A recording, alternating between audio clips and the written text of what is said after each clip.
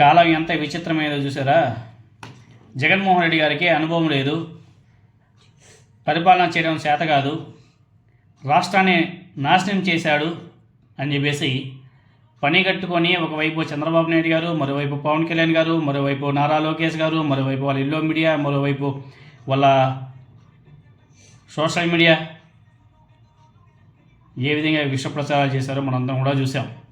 Cut చేస్తే గతంలో జగన్మోహన్ రెడ్డి గారు పేదలకు ఇచ్చినటువంటి ఇళ్లను ఇప్పుడు మా ఘనత అనేసి చంద్రబాబు నాయుడు గారు చెప్పుకుంటున్నాడు. వీళ్ళు అధికారంలోకి వచ్చి 1.5 సంవత్సరం అయిపోతుంది. వీళ్ళు 1,00,000 ఇల్లు కట్టి అప్పుడే పేదలకు ఇచ్చేస్తారంట. సాధ్యమైంది. గతంలో జగన్మోహన్ రెడ్డి గారు బాగు చేసినటువంటి స్కూళ్ళలోకి వెళ్ళి ఇది మా ఘనత అని చెప్పేసి ముడిసిపోతున్నారు వీళ్ళు. జగన్మోహన్ రెడ్డి గారు తెచ్చుకుంటే రైతు భరోసా కేంద్రాలను, జగన్మోహన్ రెడ్డి గారు తెచ్చుకుంటే సచివాలయ వ్యవస్థను వీళ్ళ ఖాతాలో వేసేసుకుంటున్నారు. జగన్మోహన్ రెడ్డి గారి హయాంలో ఒప్పందం చేసుకుంటే డేటా సెంటర్ను, పెట్టుబడులను తమ ఖాతాలో వేసుకుని ముడిసిపోతున్నారు. అన్నింటికన్నా ముఖ్యంగా విశాఖపట్నం గొప్ప నగరం అని చెప్పేసి జగన్మోహన్ రెడ్డి గారు అనేక సందర్భాల్లో ముఖ్యమంత్రిగా ఉన్నప్పుడు, ఇప్పుడు, గతంలో అనేక సందర్భాల్లో చెప్పాడు. విశాఖపట్నం అయితే ఆంధ్రప్రదేశ్కి గొప్ప నగరం, దాన్ని క్యాపిటల్గా చేసుకుంటే మనకి ఎంతో లాభం అనేసి మొత్తుకున్నాడు. ఈ రాష్ట్రానికి విశాఖపట్నం అనే నగరం గొప్ప వరం అని చెప్పేసి గతంలో జగన్మోహన్ రెడ్డి గారు చెబితే, అబ్బే విశాఖ గొప్ప ఏముంది, తుఫాన్లు వస్తే కొట్టుకెళ్ళిపోతుంది, అక్కడ సముద్ర గర్భంలో భూకంపాలు వచ్చి విశాఖ మునిగిపోతుంది అని చెప్పేసి శాపనార్థాలు పెట్టినటువంటి ఈ శకుని మూట ఇప్పుడు లెంపలేసుకొని విశాఖ మహానగరం మన రాష్ట్రానికి తలమానికం అని చెప్పేసి వీళ్ళే చెప్పుకోక తప్పలేదు.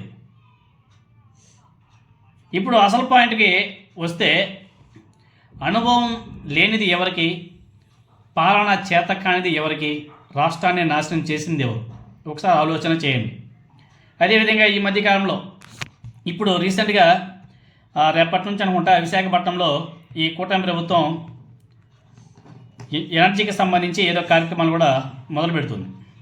మంచి గొప్ప విషయం, ఎందుకంటే పెట్టుబడులు అట్రాక్ట్ చేయడం అనేది చాలా ఇంపార్టెంట్, రాష్ట్రానికి అవసరం. అది ఎవరైనా ఏ ప్రభుత్వాలు చేసినా దాన్ని ఆహ్వానించవలసిన అవసరం ఉంది, అప్రిషియేట్ చేసినటువంటి అవసరం కూడా ఉంది.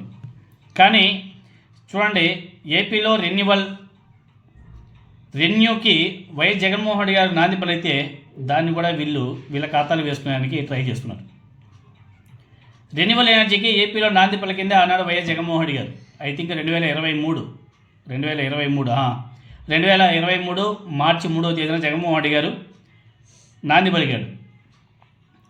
కానీ ఇప్పుడు తామే పెట్టేశాం, మా వల్లే వచ్చేసింది, తామే మొదట తెచ్చినట్టు నారా లోకేష్ గారు క్రెడిట్ కొట్టేస్తుంటే చాలా దారుణం.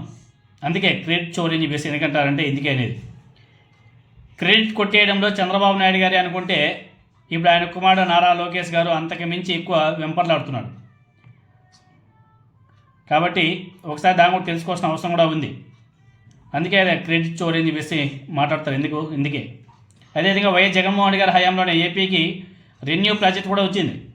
Renew CEO Sumanth Sinha video YSR Congress party release చేసింది. ఒకసారి ఆయన మాటలోనే మీరందరూ కూడా వినొచ్చు.